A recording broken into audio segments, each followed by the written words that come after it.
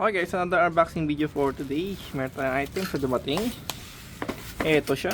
So, syempre from Shopee yan. So, naka-plastic lang po siya. Pero, para may pagka-bubble wrap sa loob. Syempre yung ating label. Double check lang kung may punit o wala. All goods. Okay, so it's time to i-unbox. Okay, so yan.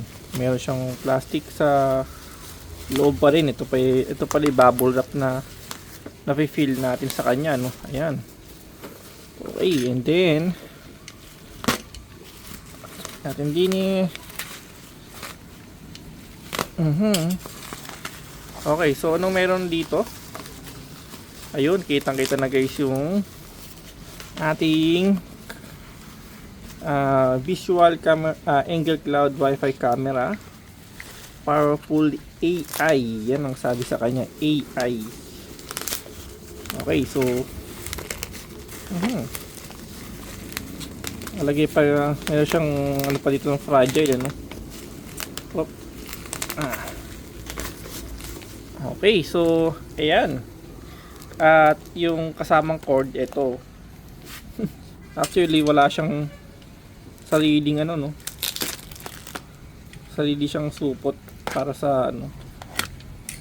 At kasama rin dito, naka-tape na rin yung ating SD card, which is meron tayong 128 at meron tayong 16 GB. Ayan. Ang brand po ng kasama niya is Avidus, no? Di lang natin sure kung saan siya made. Okay, so Shenzhen, syempre China, hindi siya Taiwan. China. Okay. Same dito, no? So ito yung ating USB-A to USB Type-C cord. Ayan, kasama yan. At ito yung ating isa pa na 128 TF memory card, no? Kasi medyo may kamurahan pagka sa kanila ka nang bumili ng mismong memory card, eh. Although depende po sa brand na gusto nyong gamitin. Okay, so check natin tong ating mismong camera, no? Okay, so first is itong ito yung box. So back checks mo tayo, no? Multi-view lens camera, sound and light warning. Not sure kung talaga nga. At yan, may application dito to download. Okay, works in Amazon and Alexa. Okay, and then compressive upgrade of image effects. Ayan, ang ganda ng box niya, no? Hindi halatang mumurahin. Okay, powerful AI, 30 meter detection. Hopefully kung tama talaga siya. Model niya is V11. At ito yung kanyang itsura dapat. Ito yung dapat makita sa loob ng box. Or, yep, camera check. Okay, so first meron tayo ditong mga kanyang box and screw na kasama and IC operation guide. Okay, next yung kanyang power adapter. Actually power adapter niya guys, ano lang, okay, 5 volts pero 0.3 ampere. So very napakahina lang ng kanyang power, no? Ampere. Okay, yung ating camera guys, ito na. Actually yung mga cord na kasama sa kanya, yung haba talagang medyo may kaliitan or may kaigsian pala. Ito yung kanyang model V11.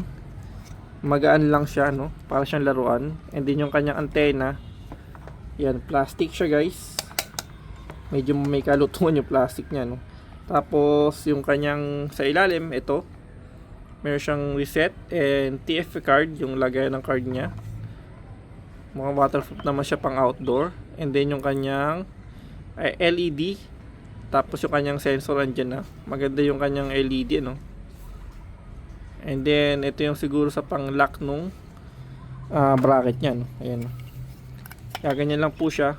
And then ayan, nakatornilyo na siya. So maunang tornilyo siguro kasi parang ilalak mo na lang siya, no? Parang madali na siyang i-gamitin ngayon, no? Parang good siya, no? Okay, so Meron siyang speaker dito, ayan, no, kitang-kita naman.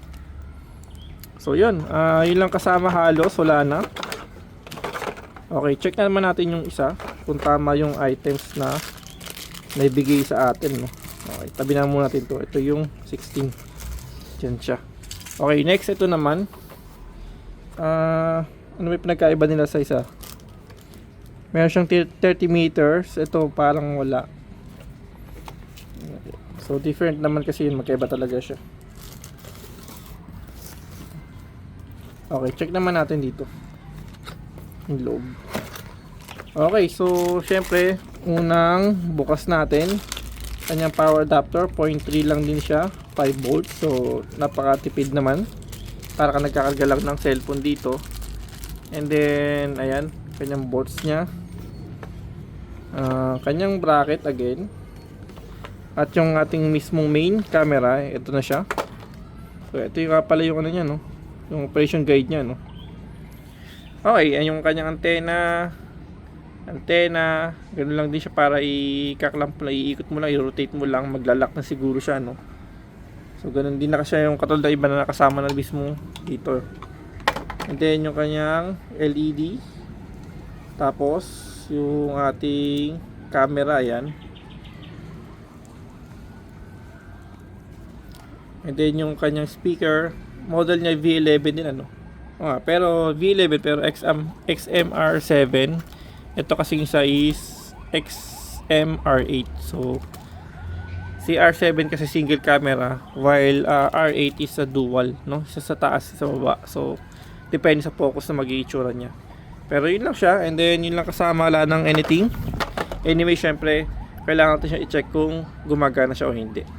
Okay, so yun lang ang ating unboxing dito sa IC camera. Thank you for watching po.